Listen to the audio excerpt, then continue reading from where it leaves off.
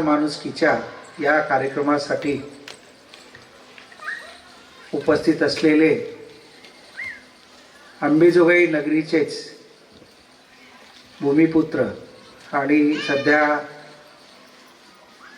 गोव्याचे लोकायुक्त असलेले आदरणीय जोशी सर,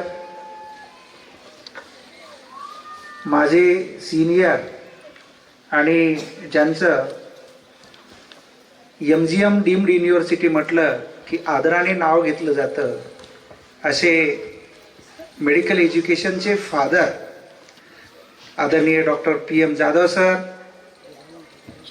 या संकुलाचे ज्येष्ठ संचालक आणि माझ्या सासऱ्यांचे मित्र आदरणीय कराड सर, व्यासपीठावरील सर्व आदरणीय व्यक्तिमत्व आदरणीय चव्हाण सर आणि या कार्यक्रमासाठी अहोरात्र झटणारे आणि ज्यांचे डोळे बोलत आहेत, ज्यांच्या डोळ्यात एक आज तुम्हाला सगळ्यांना आनंदी पाहून त्यांच्या डोळ्यामध्ये एक आनंद दिसतोय असे माझे मित्र ॲडव्होकेट संतोषजी पवार सर आणि आपण सर्व बंधू भगिनींना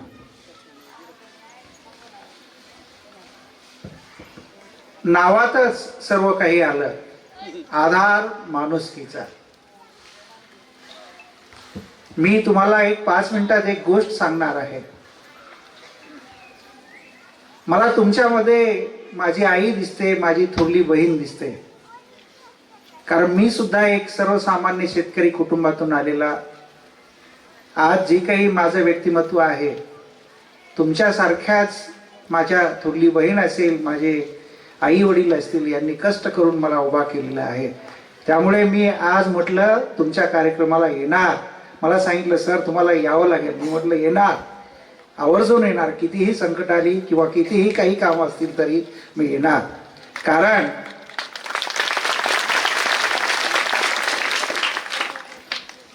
पवार सर, आपण भावी पिढी घडवत आहेत. आजच्या या 21व्या शतकामध्ये असे निस्वार्थीपणे काम करणारे व्यक्तिमत्व खूप कमी आहे. मी त्यांना मागील 25 वर्षापासून ओळखतोय. त्यांची सर्वसामान्य लोकांसाठी काम करण्याची धडपड, तळागाळातल्या वंचित लोकांसाठी काम करण्याची धडपड ही खूप कमी लोकांमध्ये असते. सर्वसामान्य परिस्थितीमधून ग्रॅज्युएट नाही, पोस्ट ग्रॅज्युएट नाही, परंतु प्रोफेशनल डिग्रीज घेणं हे काही सोपी गोष्ट नाही आहे. मागील जवळजवळ 15 ते 20 वर्षापासून पवार सर हे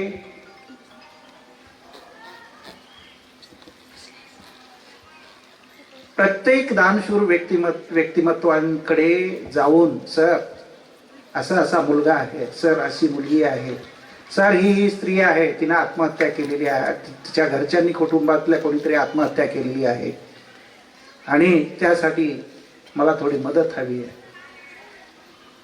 हे असे म्हणणारे, समाजासाठी धडपड करणारे लोक खूप कमी असतात.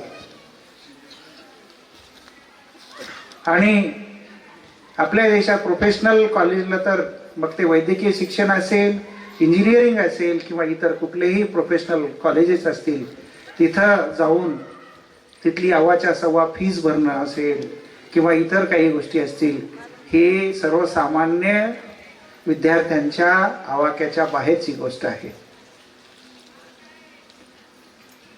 आज मागील 30 वर्षापूर्वी आम्ही जेव्हा विद्यार्थी होतो तेव्हा तर फीस ही तोडकी मोडकी होती, परंतु तरी सुद्धा आम्हाला त्रास होत होता.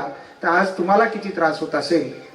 याच भावनेतून आम्ही कुठं ना कुठं पडद्याच्या आड राहून फुल नाही फुलाची पाकळी आपण मदत करत असतो.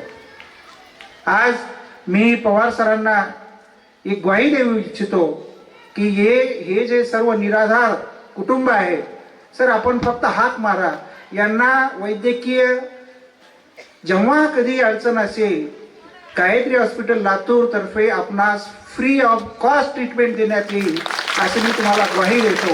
कुठलाही उपचार असेल तुम्हाला 1 रुपयाची सुद्धा फीस लागणार नाही आणि उपचारामध्ये सुद्धा तुम्हाला फीस लागणार नाही असं मी आजच्या या क्षणी बोलतो आणि मी माझे 2 शब्द संपवतो.